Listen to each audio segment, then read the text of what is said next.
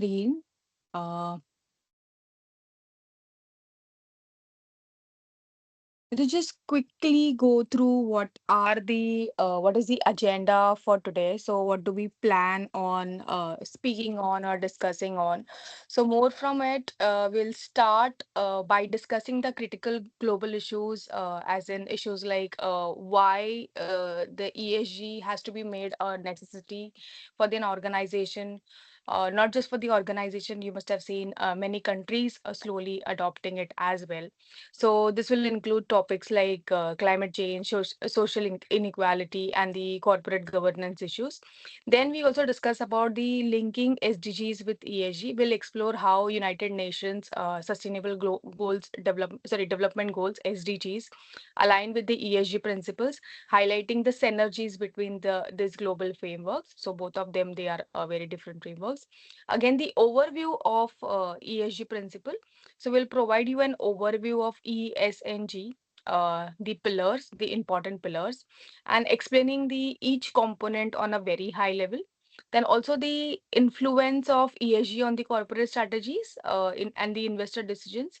So we'll examine how ESG factors and influence the corporate strategies as of today.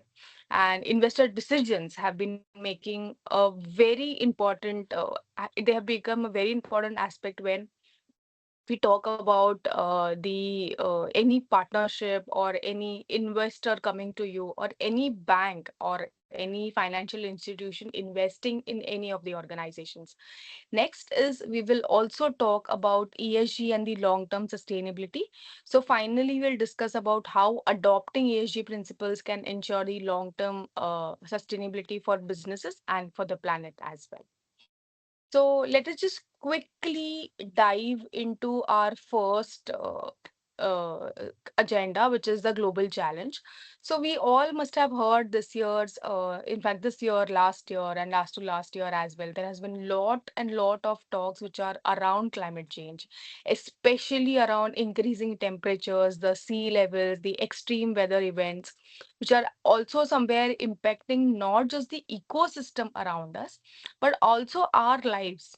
So basically, in fact, last few years, we have seen floods, we have seen drought, we have seen extreme temperatures, which has somewhere become very important to be addressed because these problems or these impacts that we have over our human life have been somewhere impactful also on the operational life of for an organization. So we all understand that climate change it's a global pressing issue. So it is driven by increasing greenhouse gases, right? And this has actually led to these higher global temperatures, or let's say melting of ice caps, or let's talk about the rising sea levels as well. So this frequent events have kept occurring over the past years in a very high level, and it has been important to somewhere address it. So if I talk about the Australian bushfires which happened between 2019 to 2020, so in fact that was a time when it was known as a this bushfire season, it was known as a black summer, which is one of the it was one of the worst like events that happened in the country's history. So there were fires which took over almost the habitat, and which again came with a prolonged drought as well and the extreme heat, which again we can link it to the climate change. So if you talk about the impact for this entire climate change, so we have seen that almost 46 acres of land was burned, right? And approximately 3 billion animals were affected or killed or displaced. That is what you can say. And thousands of homes were destroyed. Almost 33 people they lost their lives. So even if we talk about the rising sea levels, so there is a good example that I can give you in Bangladesh. There was because of the low-lying topography and the high population density, so there was a coastal erosion and the frequent flooding that has keep happening. So what was the impact? Again, there was the impact on the agricultural land, which affected the food security of the refugees basically, and increased salinity somewhere impacted the entire crop yield, right?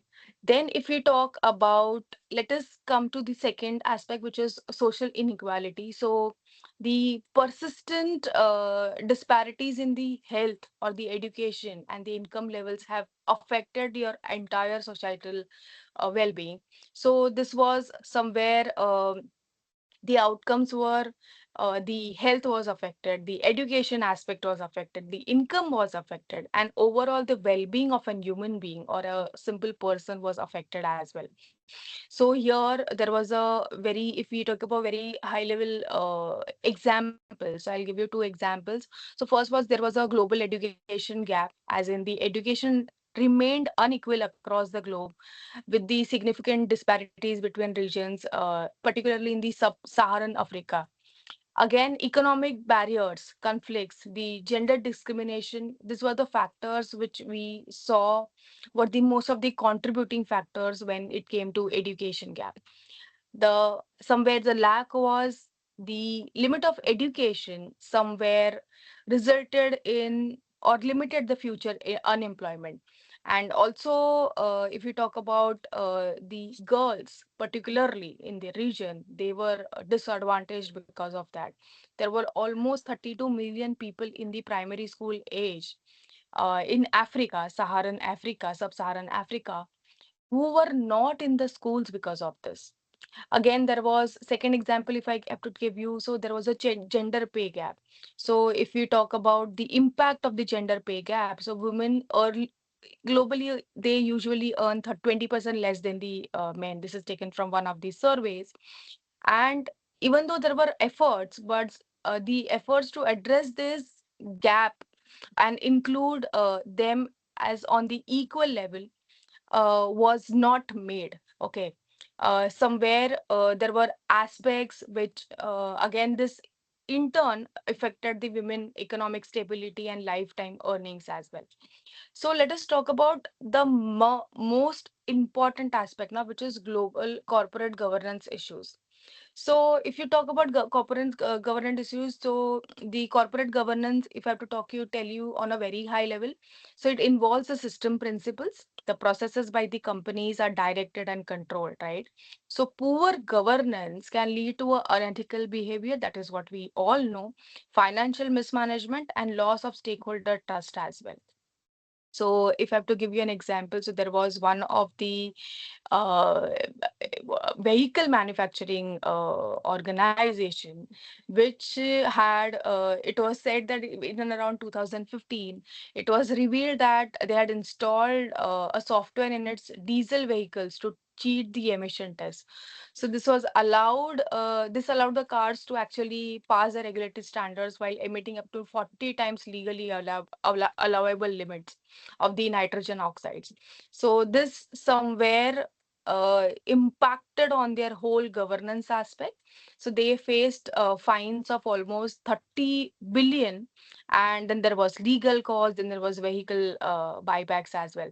So this somewhere significantly damaged the company's reputation as well and led to further decline in sales. Second one, I would like to tell you there was one more energy company, in fact, which used to use accounting holes and special purpose entities to hide the billions in debt from its shareholders. So this scandal, in fact, came in light in 2011 and it led to their bankruptcy, the organization's bankruptcy. So somewhere because of this, the impact was there was loss of jobs, there was loss of stakeholder trust. Then people lost their jobs because of this. So somewhere it underscored in terms of the ethical leadership, right? That is where the governance comes from. And it led to actually somewhere, uh, because of the bankruptcy, it led to people losing their jobs, people losing their daily wages, right? And this is where these are the global challenges that we see as of today. Uh, it is not just limited to any country, it is all over the globe. And slowly we have also seen there are so many aspects. You take climate change, or you take about social inequality, or you talk about governance issues. slowly and every day there is a new scandal that comes up. There is a new challenge that has come up, which needs to be addressed in a proper way. So let me just give you a very high level understanding that why SDGs and ESGs they are linked together, and why when developing or assessing an organization in terms of maturity, how you should be taking a unified approach. So we all know, just to give you a very high level understanding, we all know there are 17 SDGs which are set by United Nations to obviously address the global challenges which we spoke about and promote the sustainable future as well. So somewhere linking the SDGs to the ESG, it helps you creating a comprehensive framework and for the sustainable development. If you align the organization's ESG and link it to each of the SDGs, you will be actually be able to, the organization will actually be able to prove and show how sustainable they are. So here, if we talk about the SGCs, they came into formulation in 2015, right? And it was a universal call to actually end the poverty, protect planet, and ensure prosperity all by 2030. But I don't think so. We are anywhere near to it. So somewhere SGCs, I can call them a blueprint for achieving better and more sustainable future for everybody. So let us talk about how can we link the SDGs to ESGs. For example, see, one SDG can link to one or more principle for ESG for any organization. For example, let's say SDG, which is number 13, which is most widely used in any of the sustainability reports or the integrated reports as of today. If you open them, most of the organization have linked their ESG to the 13 number SDG goal, which is climate action. So again, climate action, it is most important pillar of ESG that we all know, which focuses on reducing emissions, reducing greenhouse gas emissions, and promoting renewable energy or sustainability, right? If we talk about social, so social again, the SDG 5, which aligns with the social pillar, it emphasizes on workplace diversity and equal opportunities, right?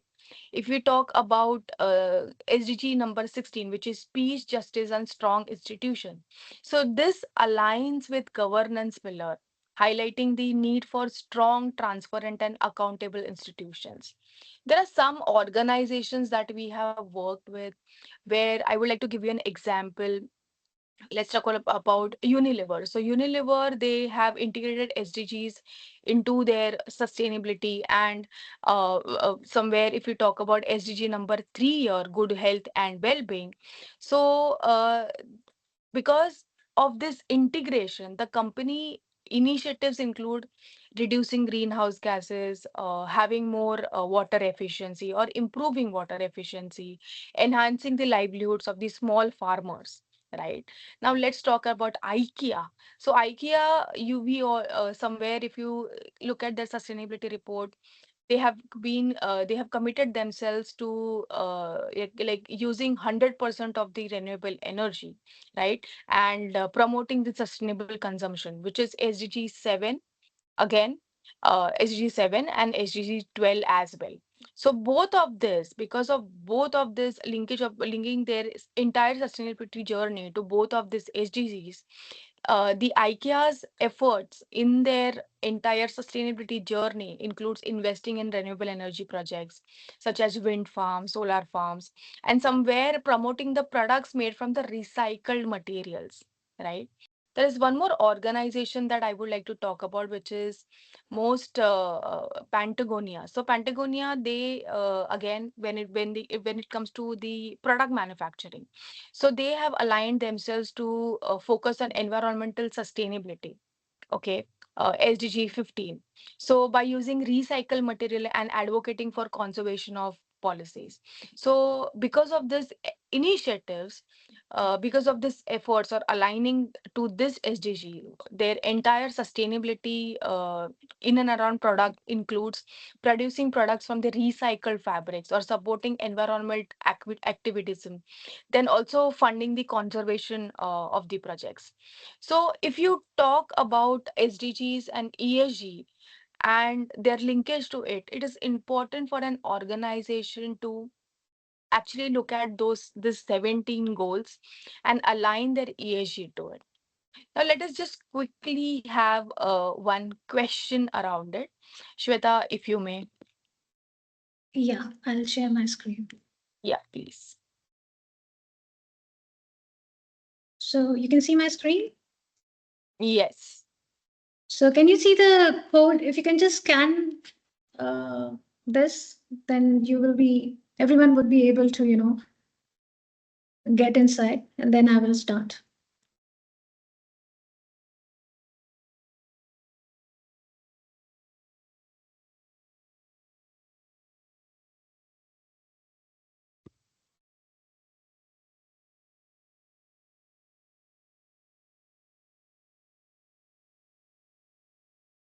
Okay.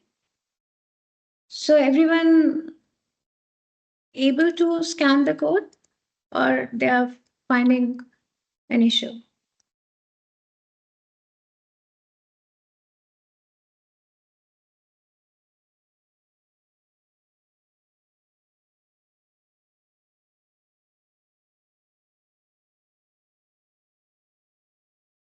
Okay, so this is the first question.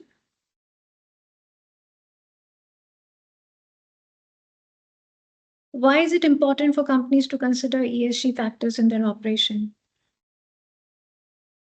Please click on one of the answers.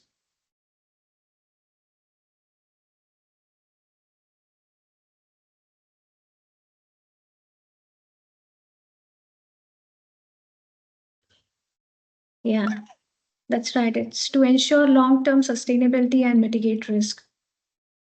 Just to know if everyone is able to scan the code, or shall I just show the page again? If you can just put it in chat.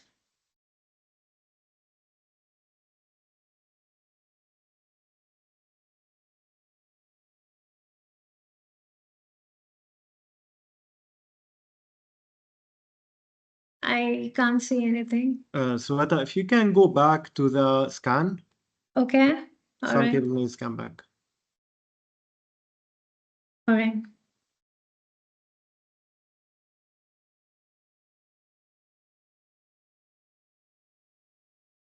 Yeah, because I see only 7 people who could scan. So yeah.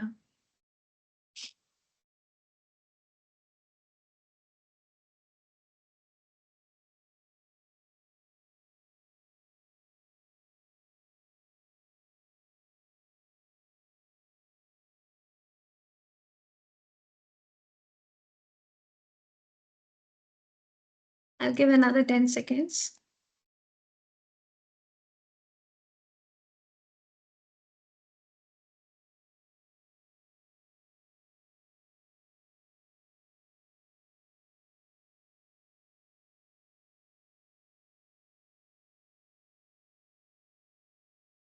Okay. So I will again. Okay, the next question I will show now is gender equality 5.0 is linked with which ESG goal, whether environment, social, or governance?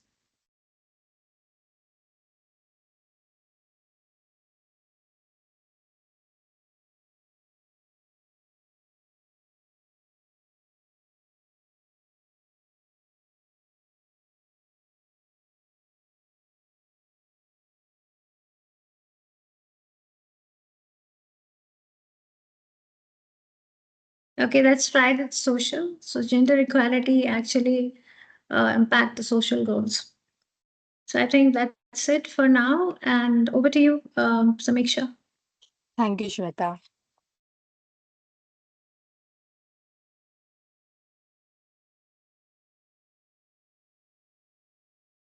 So let us just so next topic that we actually thought of deep diving into. Everybody talks about ESG, right? So what does ESG include?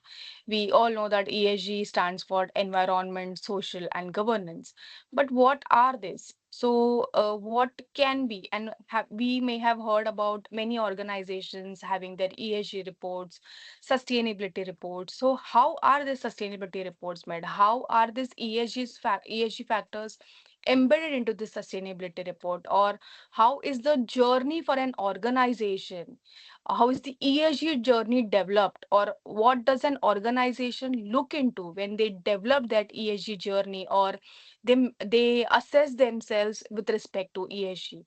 So let us just start with first, which is if you talk about environment. So we all know it includes the climate action, resource management, and and pollution reduction.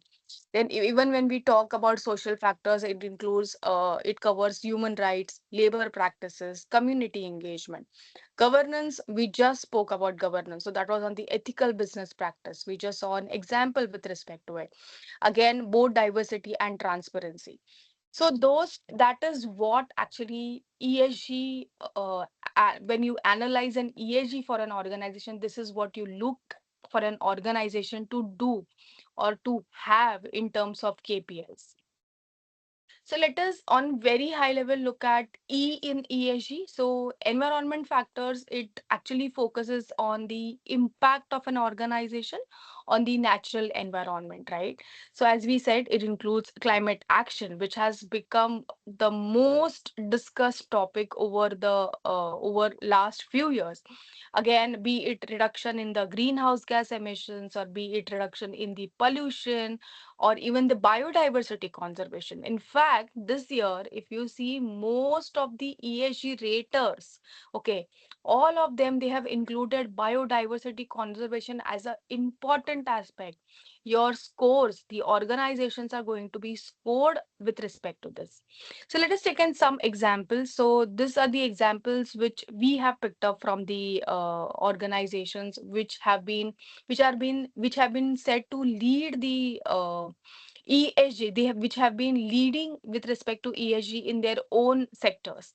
So first one is Tesla. So if we talk about, we all know about Tesla. So Tesla leads in reducing the carbon emissions by producing or promoting the electric vehicles, right? They have been heavily investing in renewable energy solutions, such as solar panels or energy storage as well. So somewhere we all know when it comes to the Tesla efforts, it will help them reduce reliance on the fossil fuels, right, where the emissions happen, and somewhere in turn reduce the greenhouse gas emissions.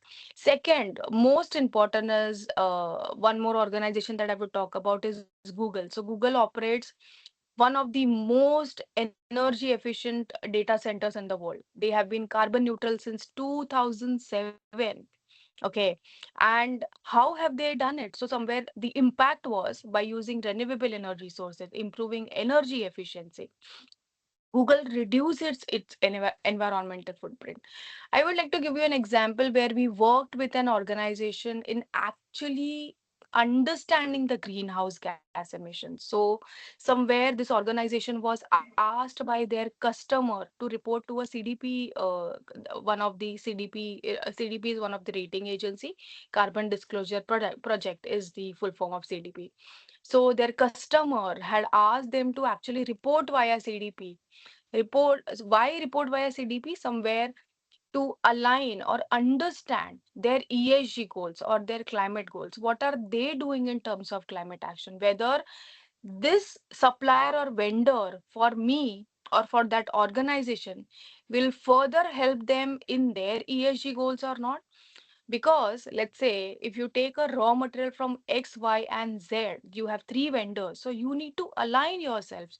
If I've taken my raw material from X, my X vendor, how is he aligned to climate goals? Somewhere in turn helps me as well. So this organization, we help them analyze their greenhouse gas emissions, develop a net zero roadmap or a carbon neutrality roadmap, and then implement that roadmap as well, somewhere helping them hand in hand in emission reduction as well and emission calculations as well. How did it impact their business? So the customer was very happy, or the impact was such high that all the other vendors, the raw material consumption from the other vendors was reduced, and this vendor was a preferred vendor when it came to raw material procurement.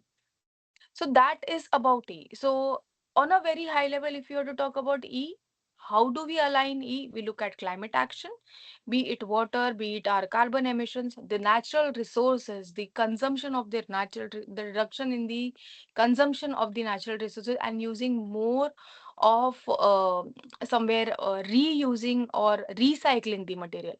Pollution and waste. All these countries as of today, we all know they have very stringent regulations when it comes to pollution and waste. So those regulations should be obeyed. Those regulations should be taken heed of when an organization is dealing with ESG or developing their ESG goal. Then it comes to carbon emissions. Then we talk about water stress and the biodiversity as well. It has become very important for the organizations to also understand that going forward with the climate impacts, there is going to be very significant reduction, or the natural calamities have are going to increase, and somewhere they're going to impact their own operations as well. So it is important for an organization to understand what could be the climate impact on my operations going forward. Let us on a very high level talk about S now. So S, we all know the key areas that usually people talk about is employee relations, diversity, inclusion, health and safety, and community impact. So, social factors cover how company manages the relationship with their employees, their suppliers, their customers, their communities where it operates. For an example, the organization may have stakeholders as investors, as employees, as communities, as customers, as their suppliers and vendors. So, how do we deal with them? Okay, the key areas are what I have highlighted. So, if I have to give you a very high level example, so we all know that Starbucks implements the comprehensive employee benefits that includes healthcare for part-time workers and education programs as well, and initiatives for them to to actually promote diversity and inclusion. So, these practices somewhere have led to higher employee satisfaction in Starbucks and retention as well as the positive corporate reputation. Let me talk about one more organization that I have in fact worked with. So one that is Salesforce. So Salesforce, when we saw that when we were looking at their ESG maturity, so they promote equal pay for the equal work and is committed to somewhere achieving the workplace equality. They very highly promote in their sustainability reports as well. So the company also engages in extensive philanthropy and volunteerism as well. So how has this impacted, if you talk about Salesforce? So it has contributed to more inclusive and supportive workplace and thus enhancing the employee morale and productivity as well. So if you talk about S factors, so we all know health and safety, working conditions, employee benefits, diversity and inclusion, human rights, and impact on local communities. When an organization talks about yes, S in the ESG, they need to address all these important KPIs for all of their stakeholders. Let us quickly go to governance. So, if we talk about governance, we all know governance factors. They involve systems, principles, and processes by which companies are directed and controlled, right? And the key areas are board composition, executive composition, shareholder rights, ethical conduct. In fact, I would like to give you an example. So, this year, there are many ESG rating agencies. They, in fact, want somebody within the board committee to understand ESG or climate action or sustainability. Okay. it's a need for them. In fact, the score for this question includes, if you have somebody within the board who comes from the understanding of climate action or who has worked in the area of climate action, the company gets a better score. So, in terms of governance factors as well, we have already seen when it comes to impact aspect, it is important for an organization to somewhere present a very strong governance practices, having proper policies in place, have those policies, open those if that policy is related to employees, or or that policy is related to their customers or vendors, whoever it is. It is important that the policy is open for the stakeholder consultation. The stakeholder, whoever that policy is aligned to, he should have a say in that. So that is how you demonstrate a very important aspect of governance. Somewhere it also brings in the investor confidence and the corporate accountability as well.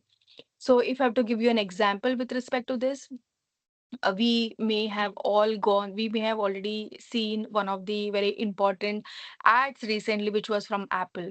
So Apple has always been known for the governance, a very strong governance policies, including transparency in the supply chain audits, ethical resourcing, and comprehensive privacy laws as well. So these practices have helped them build a very strong ecosystem with their consumers, with their investors, with, and also somewhere ensuring the regulatory requirements. In fact, Johnson and Johnson maintains a very high standards of corporate governance with a focus on transparency, ethical governance, and stakeholder engagement as well. And it has actually enhanced their risk management. They understand which operation of mine, where my which stakeholder is going to be at risk, and this risk registers are like they are like revisited every year with respect to each risk, and somewhere it has bought them the investor confidence as well. So when it comes to governance, ethical standards, the both diversity and governance, the stakeholder engagement, shareholder performance are the important KPIs which are to be addressed when you talk about governance. Now, quickly, let us talk about when it comes to the aspect of the ESG in the corporate role.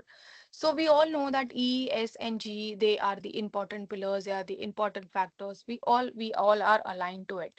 Now, somewhere we also need to understand when it comes to the ESG influence on corporate sustainability, it is important that when you do a strategy alignment or you lay a strategy for your organization for ESG, it is important that the ESG principles are not just for the disclosure purpose. They have to be embedded deep into your business strategy, in your business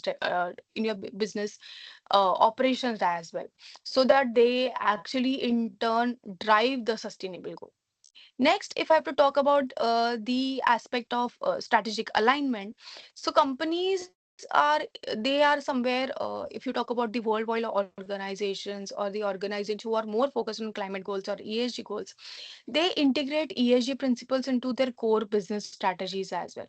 And this integration has actually helped them address environmental, social, and governance issues by driving the sustainable goals. So the ESG considerations have become more central to strategic planning, product development, and operational process. If I have to give you an example, let's talk about the product sustainability or product stewardship. You'll see many organizations try and understand that when I have to focus on the aspect of reducing the greenhouse gas emissions, I analyze first, I prepare a roadmap, and then I actually implement the roadmap. So when we spoke about Unilever, so Unilever, when they have been integrating ESG principles in their for their sustainable growth or into their business strategy, it has somewhere improved the health and well-being of their organization as well, or health and well-being of their stakeholders as well. And somewhere it has in turn enhanced the livelihoods as well, right?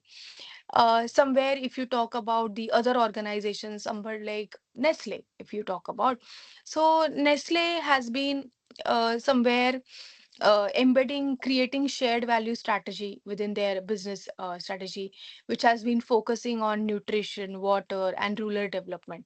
Okay, so it has actually in turn given them a more what do you say, strong relationships with their stakeholders, right? Mostly with the farmers. The let's say, you may not, the Nestle is not somebody, they may be dealing with one of like each of the farmers, right? But that has built a trust with that community of farmer, or that community where they operate around. So why I am talking about the long term value? So somewhere ESG, we all know it is essential for ensuring the long term sustainability and profitability. And company with strong ESG performance actually seem to be more resilient, better positioned for long term success. Investors and stakeholders have been increasingly recognizing the value of ESG in mitigating risk and identifying growth opportunities. For example, we spoke about Microsoft. So Microsoft, they have a commitment to become carbon neutral by 2030, right? So how are they doing it? They have a very good plan in place. They have been promoting not just from the E perspective, but also from the S perspective. They have been promoting digital inclusion, maintaining strong corporate governance as well. So have these efforts have brought them a long-term investments, right? And somewhere it is contributing to the overall growth. Now let's talk about the market trends. So market trends, when we say, so there are several factors in corporate governance, right? Due to ESG consideration. One is obviously sustainable products. There is a good market to sustainable products. We see a huge demand for sustainable products. Green financing, so most of the BFSI sector has started aligning its investment portfolio to green aspect or the sustainability or sustainable finance is what we call about.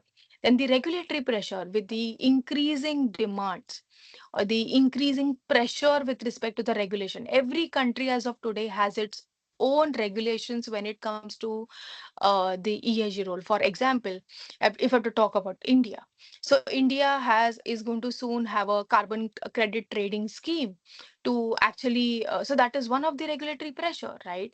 And this stricter regulations and the reporting requirements are with respect to ESG. Then next is the consumer awareness. So again, I gave you an example, right? One of our customer or our client. So their customer had asked them to align themselves to climate goals, and somewhere this awareness has slowly started increasing with time. So companies, when we spoke about IKEA or Patagonia, they all lead in the markets with the products made from the sustainable material. Green financing, the financial institutions like BlackRock or any financial institution as of today you talk about. So they have launched sustainable investment funds to meet the growing demand for ESG as well.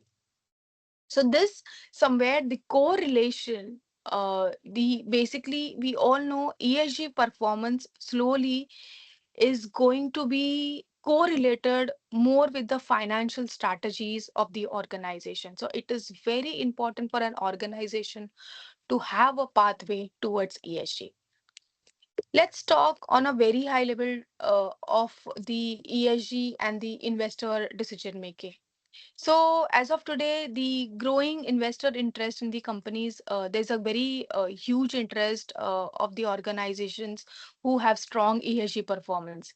Next is when it comes to correlation between robust ESG and the practices and the improved financial returns, right? So, you talk about renewable energy as of today. You talk about carbon capture as products as of today. Any organization who is willing to do that, or willing to invest in that, or willing to have this project, the financial institutions are more aligned to them, and that is how the investors are also aligned. For example, when you talk about, so there's a growing demand for among the investors with an organization who has a very strong ESG performance, or who have considered ESG factors when developing their entire what do you say, risk or the opportunity metrics as well. For example, when I have to talk about BlackRock, so BlackRock, we all know it's one of the largest asset manager, right? So they actually push organizations who they work with on disclosing the ESG practices at their end, right? Somewhere financial performance, the ESG rating systems like MSCI, if you talk about. So this includes company with the highest ESG ratings, right? So it has consistently somewhere pushed the organization to actually outperform the traditional indices over the long term, right? So that is how it is. And even if you talk about risk management, so if I have to talk about S&P Global, so S&P Global actually helps the integration. Their aspect of rating the organization has actually impacted the organizations to have more informed decision with their investors, and actually disclose this most of the aspects to their investor on a very transparent level as well. So that is how it has followed. For example, if you talk about the investment funds as of today, so all of them, it is very important that you need to have a ESG goal or a climate goal for a good investor to come in and good investor to actually have a long term relationship with you. Lastly, on a ESG role in a long-term sustainability. So first is obviously when we have seen the sustainable growth, the organization leads a more positive aspect of the entire operations or entire organization. When we talk about ESG, somewhere it has become a foundation for any organization today, right? So it actually guarantees you the long-term business growth and resilience as well. It prepares you for the risk that you may face in the upcoming years. When you talk also about the resilience, so resilience, the companies with the strong ESG practices, they have become resilient to global challenges like climate change, resource scarcity, social unrest. So resilience also involves building robust systems, right, and the processes which can withstand external shocks and stress as well. And future outlooks, somewhere ESG is marked by the increasing emphasis on sustainability and responsible business practices. So, companies that lead ESG practices are positioned better to actually capture the market opportunities and navigate to the future challenges as well. I would like to actually bring in a case study with for a BFSI sector that we have worked with. It is one of the international bank which has been operating in more than 50 countries. So there was regulatory pressure, there was increasing investor customer demand and long-term management. So what we did is we actually helped them formulation of the ESG task force. We help them understand what could be the key areas that they should be working on. We help them giving like putting up some goals, for example, carbon neutrality by 2030, diversity in leadership, and enhancing transparency. This involved tremendous and n number of capacity building sessions. So there were certain implementation and initiatives that we asked them to bring in. For example, when it came to environment, the green financing in terms of green bonds is what we said. Again, energy saving aspect is what we discuss. Also on the social initiatives, social KPIs, we actually help them implement the financial literacy programs. So we designed this literacy programs and help them reach more than 1 lakh uh, what do you say, stakeholders. Then also with respect to the diversity training, almost 50% increase in minority leadership is what we have seen. So somewhere when it came to policies as well, there were revisitation of the policies which were done.